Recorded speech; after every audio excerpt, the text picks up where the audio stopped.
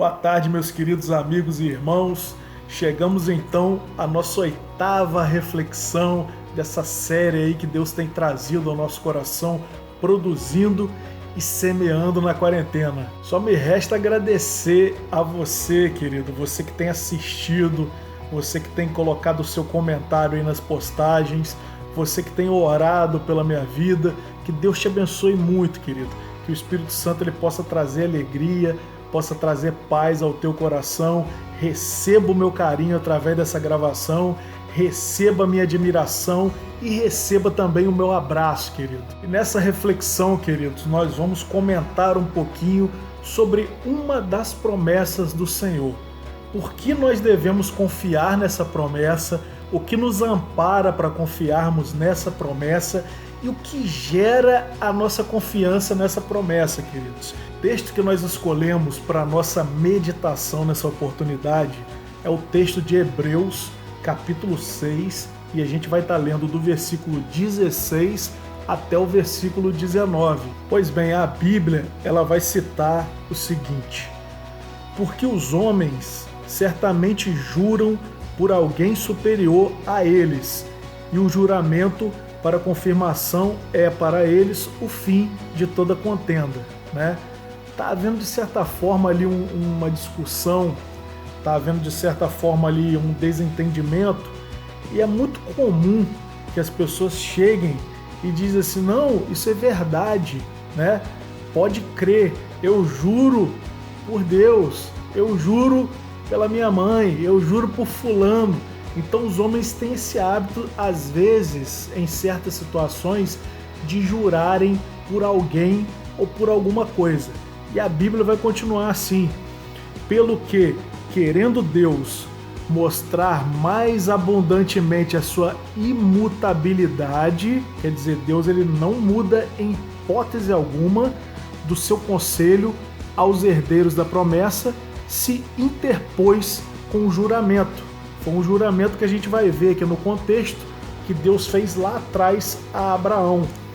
E a Bíblia continua, queridos: para que por duas coisas imutáveis, guarde isso aí, duas coisas imutáveis, nas quais é impossível que Deus minta, e que tenhamos a firme consolação, os que pomos o nosso refúgio em reter a esperança proposta, a qual temos como âncora da alma, segura e firme, e que penetra até o interior do véu. Queridos, antes de nós entrarmos na expressão que o Espírito Santo colocou em nosso coração para refletirmos aqui nessa oportunidade, eu queria analisar um pouquinho esse texto que a gente leu, porque aqui a gente vai encontrar várias expressões interessantes. A gente vai encontrar, por exemplo, juramento, né? Aqui vai dizer que os homens certamente juram por alguém superior a eles. Lá atrás, no Antigo Testamento, a gente vai ver que Deus ele fez uma promessa a Abraão. E como Deus ele não encontrou, seria impossível encontrar alguém superior a ele, Deus ele jurou por si mesmo.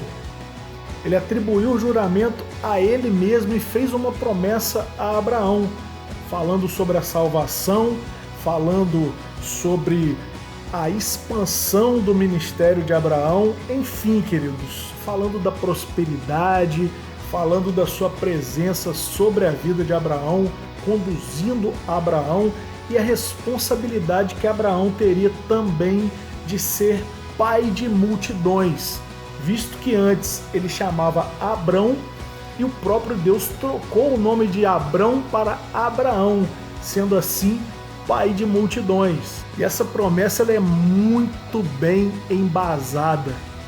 Nós temos que confiar plenamente sobre qualquer circunstância, sobre qualquer hipótese, sobre qualquer coisa, queridos.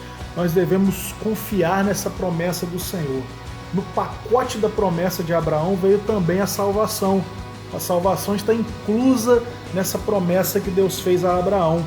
E a Bíblia também, nesse texto aqui que nós citamos, vai falar da imutabilidade do Senhor. Se Deus não muda, queridos, em hipótese alguma, sobre qualquer tipo de circunstância, a promessa é válida até hoje. Não adianta a modernidade, não adianta os ventos de doutrina, não adianta as autoridades eclesiásticas dizerem que Deus muda, porque Deus não muda, queridos. Os céus e a terra passarão, mas as palavras do Senhor, tudo aquilo que Deus deixou registrado na sua palavra, tudo aquilo que Deus prometeu às gerações passadas e tem estendido essa promessa até as nossas gerações, as gerações atuais, não há nada que faça mudar, queridos, porque Deus, ele é imutável. A imutabilidade é um dos atributos mais concretos do Senhor. Continuando a analisar esse texto que a gente leu, já que Deus, ele é imutável, ele não muda em hipótese alguma, a Bíblia ela vai dizer aqui no texto que a gente leu que é impossível que Deus minta, a mentira não faz parte do caráter de Deus, a mentira ela é atribuída à paternidade somente a Satanás. Então tudo aquilo que Deus disse, Deus não é homem para que minta. Esse é um dos princípios que eu queria que você guardasse. E o segundo princípio é que nós temos uma firme consolação da parte do Senhor. Aqui a gente começa a chegar no X da questão. Aqui a gente vai abordar a expressão a qual eu quero refletir com você nessa tarde.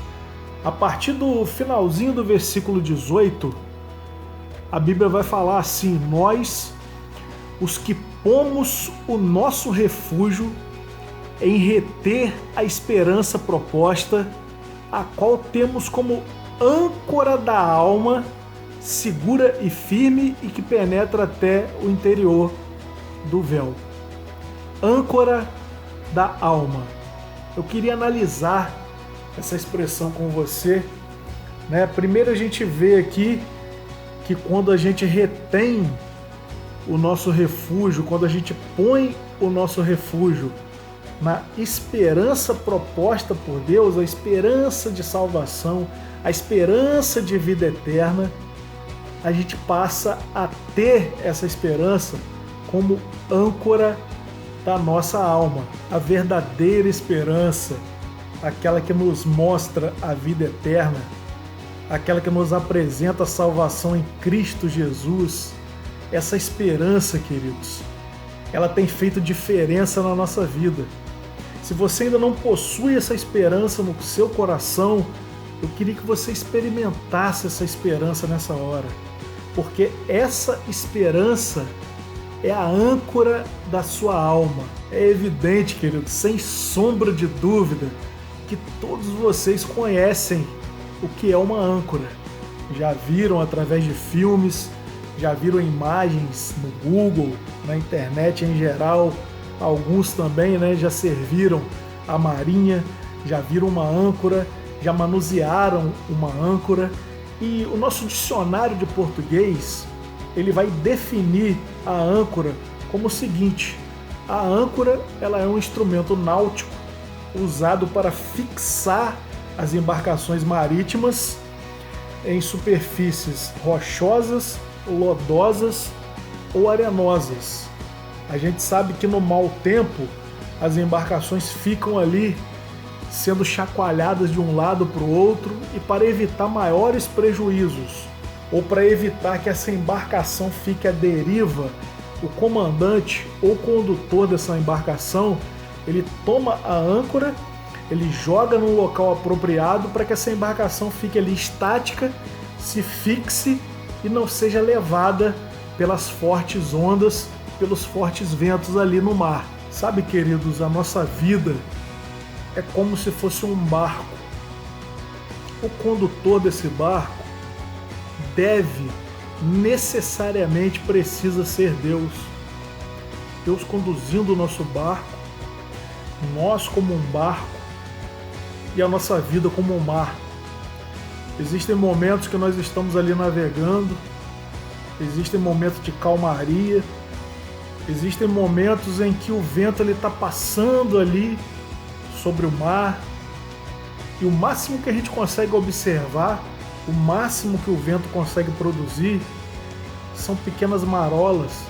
Tá tudo calmo, tá tudo tranquilo, o casamento tá bem, os filhos estão com saúde, a família tem progredido, Deus ele tem abençoado espiritualmente, Deus ele tem abençoado materialmente, a enfermidade ela não chega nem perto da sua casa, a praga ela não chega nem perto da sua tenda, a tristeza ela tem passado longe da sua vida. Enfim, queridos, tá tudo bem, o mar tá calmo, estamos navegando tranquilamente e de repente, amados, o tempo fecha e aquele mar que era tão calmo, aquele mar que dava para navegar tranquilamente, de repente vem a tempestade da vida.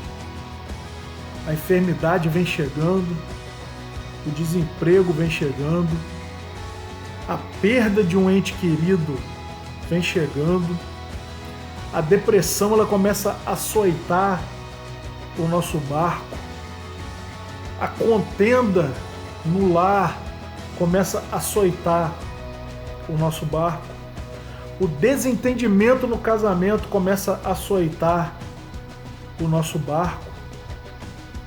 Sabe, queridos, a perseguição, a calúnia, a injúria, as pedradas começam a chegar e começam a açoitar, começam a agredir a estrutura do nosso barco, e o nosso barco começa a ser levado de um lado para o outro.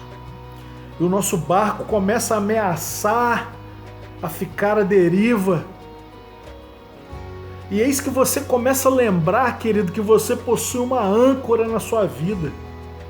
Eis que você começa a lembrar, querido, que você pode pegar essa âncora e pode jogar numa superfície segura, para que numa posição adequada ela comece a fixar, ela comece a segurar o barco da sua vida, querido. Quando nós começamos a pensar na salvação, no socorro do Senhor, na misericórdia do Senhor, na presença do Senhor, no poder do Senhor incomparável, imensurável, queridos, é o momento onde nós olhamos para o mar revolto, onde nós olhamos para as ondas bravias, onde nós olhamos para a tormenta, para a tempestade, queridos. O barco vai chacoalhando, a vida vai chacoalhando, mas essa esperança, que é a âncora da nossa alma, que é o socorro presente do Senhor, que é a salvação do Senhor sobre a nossa vida, queridos. Essa âncora começa a atingir o local apropriado e começa a deixar o nosso barco seguro.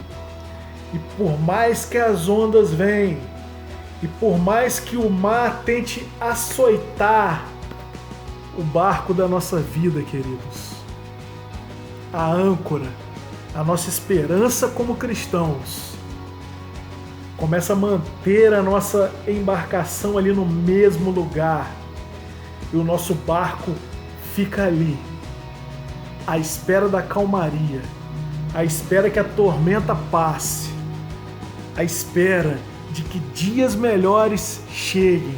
Guarde essa palavra no seu coração, querido. Tome essa esperança para você nessa hora. Abrace, assimile essa esperança. Tenha essa esperança em sua vida. E essa esperança vai ser a âncora da sua alma. É sempre um prazer estarmos refletindo sobre a palavra do Senhor. E eu não posso finalizar sem agradecer a você, querido. Sem agradecer pela sua atenção, pelo seu carinho e, sobretudo, por suas orações. Que Deus ele te abençoe muito nessa hora. Que o Espírito Santo continue falando no seu coração. Receba a minha admiração. Receba o meu abraço. Que Deus ele seja com você. Que Que Deus ele te dê vitória. Que Deus ele te traga paz, felicidade, que a graça do Senhor inunde a sua vida, queridos. Eu desejo a você tudo do bom e do melhor em Deus. Receba o meu abraço. Até a próxima, se Deus permitir. Em nome do teu Filho amado Jesus. Amém, queridos.